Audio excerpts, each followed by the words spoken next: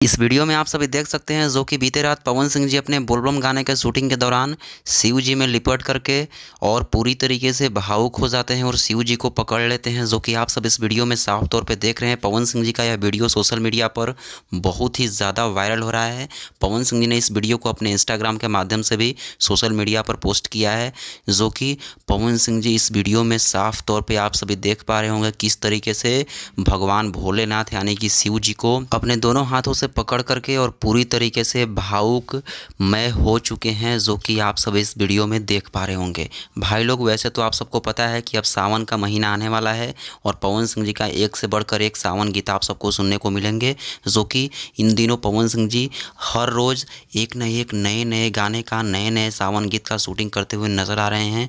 वहीं से एक वीडियो क्लिप भी निकल कर आया है, जो कि आप सभी अपने मोबाइल की स्क्रीन पर देख पा रहे होंगे। पवन सिंह जी भगवान शिव जी को पकड़ करके पूरी तरीके से भावुक नजर आ रहे हैं। बाकी आप सब इस वीडियो को शेयर करिए। धन्यवाद।